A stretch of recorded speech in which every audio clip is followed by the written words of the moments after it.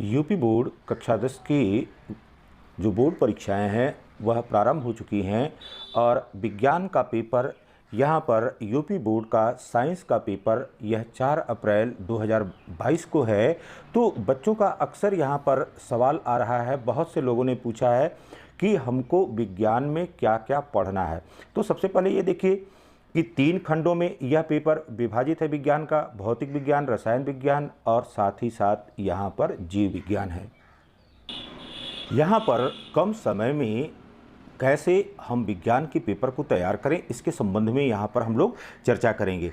तो टाइम कम नहीं है, अभी भी बहुत पर्याप्त टाइम है और आज भी आप प्रयास करके 90+ मार्क्स प्राप्त कर सकते हैं भौतिक विज्ञान, रसायन विज्ञान और इस जीव विज्ञान के पेपर में। तो यहाँ पर देखिए बेटा, सबसे पहले आप अपने पाठ्यक्रम को ध्यान में रखिए और पाठ्यक्रम को ध्यान में रखते हुए क्या क्या पढ़ना है, कितने बिंदु हमको पढ़ने हैं। तो इस भौतिक विज्ञान में आपको ज़्यादा से ज़्यादा न्यूमेरिकल पर सेंट्रलाइज होना है। तो यहाँ पर आपको आंकिक प्रश्नों पर, अब देखिए गोलीय पृष्ठ से परावर्तन है, तो सबसे पहले इससे संबंधित जो पद है, फोकस, दूरी, वक्रता, केंद्र, मुख्य अक्ष, मुख्य फोकस, ये सभी जो है आपको याद रखना है। फिर परावर्तन के नियम याद रखना है। फिर अवतल दर्पण द्वारा किस प्रकार से प्रतिबिंब बनता है और उत्तल दर्पण से किस प्रकार से प्रतिबिंब बनता है, इसके संबंध में पढ़ लेना है। फिर अवतल दर्पण और उत्तल दर्पण का क्या उपयोग है, इसके बारे में हमको जान लेना है। फिर यहाँ पर दर्पण सूत्र से किस प्रकार से आंकिक प्रश्न हल करते हैं, तो यहाँ पर इसके लिए आपको चिन्ह परिपाटी आपको पता होना चाहिए। यह चिन्ह परिपाटी आपको ध्यान में रखना है। इसी प्रकार से अपवर्तन में अपवर्तन की परिभाषा, अपवर्तन का नियम, उत्तल लेंस अवतल लेंस से किस प्रकार से प्रतिबिंब बनता है और फिर लेंस से संबंधित जो विभिन्न पद हैं उन विभिन्न पदों को आपको ध्यान में रखना है। फिर लेंस सूत्र से किस प्रकार से आंकिक प्रश्नों को हल करते हैं, तो यहाँ पर दर्पण के संबंध में आंकिक प्रश्न हमको देखना है और लेंस से संबंधित आंकिक प्रश्नों को हमको देखना है। इसी प्रकार से यहाँ पर समतल तलों से n = sin I बटे sin R, तो यहाँ पर अपवर्तनांक से संबंधित कुछ प्रश्नों को हमको देख लेना है। फिर इसी प्रकार से तीसरा खंड यहाँ पर मानव नेत्र एवं दृष्टि दोष से संबंधित है, तो यहाँ पर समंजन क्षमता के बारे में जान लेना है। दूर बिंदु क्या होता है, निकट बिंदु क्या होता है, फिर निकट, दूर तथा जरा दृष्टि दोष, कारण, निवारण और इसका चित्र अच्छी प्रकार से बनाते हुए आप अभ्यास कर लीजिए। फिर कार्निया, आइरिस, नेत्र लेंस, पुतली आदि की जानकारी आपको होनी चाहिए। फिर यहाँ पर प्रिज्म द्वारा श्वेत प्रकाश का वर्ण विक्षेपण किस प्रकार से होता है, इसको भी आप रखेंगे याद करने के लिए, जानने के लिए बहुत आसान है।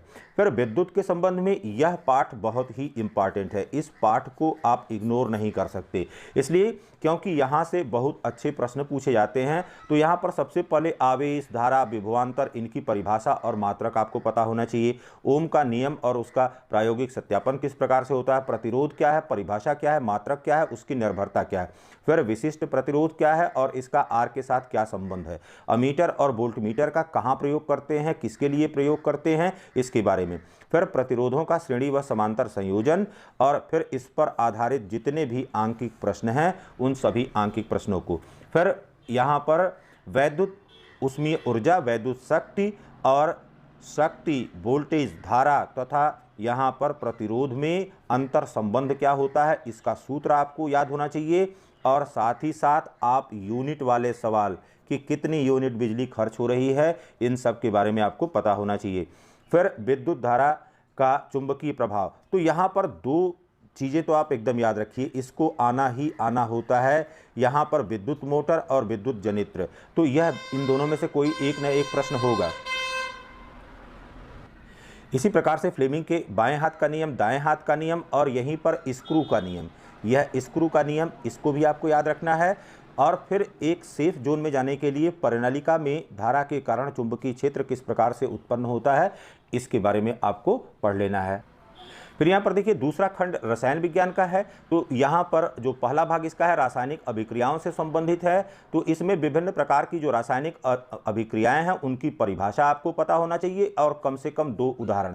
तो यहाँ पर रेडॉक्स अभिक्रिया, उदासीनीकरण अभिक्रिया, संयोजन, वियोजन, विस्थापन और द्विविस्थापन अभिक्रिया और बोर्ड परीक्षा में जो पूछे गए हैं रासायनिक अभिक्रियाओं को संतुलित करना, उसको आपको आना चाहिए, रासायनिक अभिक्रियाओं को संतुलित करना। फिर यहाँ पर संक्षारण के बारे में संक्षिप्त रूप से बहुत 3-4 लाइनों के बारे में, फिर विकृत गंधिता, इसकी परिभाषा और अर्थ, फिर अम्ल क्षार लवण में यहाँ पर जो सबसे इंपॉर्टेंट है धावन सोडा है, बेकिंग सोडा है, इनके निर्माण विधि, उपयोग और अणुसूत्र के बारे में। इसी प्रकार से प्लास्टर ऑफ पेरिस और ब्लीचिंग पाउडर, इनका निर्माण, गुणधर्म और उपयोग। तो ये टॉपिक जो है वो बहुत इंपॉर्टेंट है। इसी प्रकार से यहाँ पर 60 टाइप क्वेश्चन के लिए पीएच पैमाना, दैनिक जीवन में उपयोग इसका क्या होता है, तो इसको 60 टाइप क्वेश्चन के लिए आप याद करेंगे। फिर रासायनिक समीकरण यहाँ से याद रखेंगे, अम्ल क्षार की सामान्य सी परिभाषा याद रखेंगे और इनके 2-2 रासायनिक गुण याद रखेंगे। इससे ज़्यादा कुछ भी पढ़ने की आवश्यकता नहीं है। फिर देखिए बेटा, धातु और अधातु में क्या पूछा जाता है, खनिज पूछा जाता है, अयस्क, इनकी परिभाषा और अंतर पूछा जाता है। फिर गालक क्या है, धातु मल क्या है, इसको आप उदाहरण सहित बताइए। फिर जिंक के सल्फाइड व कार्बोनेट अयस्क से इसका निष्कर्षण किस प्रकार से किया जाता है, यह बहुत इंपॉर्टेंट है। फिर निस्तापन और भर्जन पूछा जाता है। इसी प्रकार से कापर और मरकरी का निष्कर्षण का रासायनिक समीकरण, तो यह भी इंपॉर्टेंट है। तो धातु और अधातु से इतनी बार। फिर यहाँ पर देखिए कार्बन और उसके यौगिक में यहाँ पर आपको जो सबसे पहले याद रखना है, यह एथेनोइक और एथेनॉल, यह बहुत इंपॉर्टेंट है। इसके अलावा जितने भी टॉपिक यहाँ पर बता रहे हैं कि कार्बन की चतुष्फल की संरचना है, अभिक्रियाएं हैं, दहन, प्रतिस्थापन, संकलन या क्रियात्मक समूह, सजातीय श्रेणी, यह सब जो है यह 60 नोट के रूप में आता है। तो 60 नोट के लिए आपको 4-5 लाइन आपको याद रखना है। इसके अलावा 1-2 उदाहरण आप याद रखिए। उदाहरण रखना, लिखना बहुत आसान होता है और प्रश्न की लंबाई, उत्तर की लंबाई बढ़ जाती है। फिर यहाँ पर देखिए तत्वों के आवर्ती वर्गीकरण में मेंडलीव का मूल आवर्त नियम और आधुनिक आवर्त नियम, केवल 2 नियम याद रखने हैं। फिर संयोजकता में, परमाणु क्रमांक में, धात्विक और अधात्विक लक्षण में, परमाणु त्रिज्या में, आवर्त और वर्ग में क्या परिवर्तन होता है, केवल इतनी बात आपको याद रखना है। तो यहाँ पर यह इंपॉर्टेंट है। इसी प्रकार से यहाँ पर यह इंपॉर्टेंट है, अवश्य ही पूछा जाता है, चाहे यह 2 नंबर करके 4 नंबर में पूछा जाएगा या 2 नंबर में पूछा जाएगा। अब यहाँ पर देखिए बेटा, तीसरा खंड इसका जीव विज्ञान का है। तो ये जैव प्रक्रम बहुत ही इंपॉर्टेंट है, ह्यूमन फिजियोलॉजी यहाँ पर है। तो पाचन तंत्र, वृक्क का, हृदय का, नेफ्रॉन का, इन सब का आपको स्वच्छ नामांकित चित्र और क्रिया विधि किस प्रकार से होती है उसके बारे में पढ़ लेना है। तो चित्र आप अच्छी प्रकार से घर पर बना करके बार बार इसकी प्रैक्टिस कर लें कि पाचन तंत्र किस प्रकार से होगा, वृक्क क्या होगा, हृदय की संरचना क्या होगी। इसी प्रकार से यहाँ पर फेफड़ों की या श्वसन तंत्र की, फेफड़ों की संरचना या श्वसन तंत्र की संरचना, तो इसके बारे में आप जो है ये लॉन्ग टाइप क्वेश्चन में आते हैं। साथ ही यहाँ से जब इसको आप अच्छी प्रकार से पढ़ेंगे तो इनके 60 टाइप क्वेश्चंस भी आपको तैयार हो जाएंगे। फिर देखिए जीव जनन कैसे करते हैं, तो यहाँ पर पुष्प का नामांकित चित्र आपको आना चाहिए। कायिक जनन क्या होता है, उसकी विभिन्न विधियाँ क्या हैं, और यहाँ पर जो सबसे इंपॉर्टेंट है पुष्पी पादप में निषेचन से बीज बनने की जो प्रक्रिया होती है उसके बारे में। नर व मादा जनन अंग के प्रमुख भाग आपको पता होने चाहिए, क्योंकि यहाँ से कभी कभी मल्टी चॉइस क्वेश्चन में पूछता है। फिर परिवार नियोजन की विभिन्न विधियाँ क्या हैं, और जनसंख्या विस्फोट, कारण और निवारण, और यह परागण और उसके प्रकार, यह भी बहुत ही इंपॉर्टेंट है। फिर देखिए यहाँ पर आनुवंशिकता और जैव विकास, यह इस बार के लिए बहुत ही इंपॉर्टेंट है। मेंडल के जितने नियम हैं, तीनों नियमों के बारे में। तो यहाँ पर जो तीसरा नियम है द्विगुण संकरण, द्विगुण संकरण, इसको अच्छी प्रकार से आप पढ़ेंगे।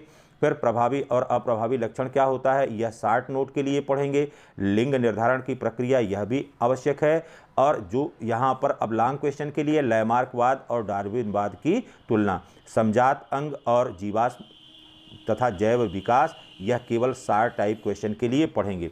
अब यहाँ से देखिए चौथा, पांचवा और छठवां जो खंड इसका है, ऊर्जा के स्रोत, पर्यावरण और प्राकृतिक संसाधन, इसको आप बड़े आसानी से अपने सामान्य ज्ञान पर लिख सकते हैं। तो इन बिंदुओं को सबसे पहले तैयार करेंगे। इसके पश्चात यहाँ पर अनवीकरणीय ऊर्जा स्रोत क्या है, नवीकरणीय ऊर्जा स्रोत क्या है, जैव व अजैव निम्नीकरण क्या है, खाद्य श्रृंखला क्या है, पर्यावरण के प्रदूषण क्या हैं, उनके निवारण के उपाय क्या हैं, वन्य और वन्य जीव संरक्षण क्या है, जल प्रदूषण, वायु प्रदूषण, कारण और उपाय है। तो यहाँ पर जो प्रश्न पूछे जाते हैं, बड़े सामान्य से प्रश्न पूछे जाते हैं। इसको आप हिंदी में निबंध लिखने के लिए तैयार करते हैं, इसको आप सामाजिक विषय में तैयार करते हैं, तो यह बिंदु आप बड़े आसानी से लिख सकते हैं। अब इस परीक्षा में कहीं भी आपको पैनिक नहीं होना है, यह ध्यान रखना है कि परीक्षा के दौरान आप खंडों में ही या छोटे छोटे टुकड़ों में ही अपनी तैयारी कर सकते हैं। अकस्मात से इतने बिंदुओं को आप एक साथ नहीं तैयार कर सकते हैं, इसलिए कभी भी घबराने की आवश्यकता नहीं है। क्रमिक रूप से तैयारी करें, ईश्वर आपको मनचाही सफलता प्रदान करे।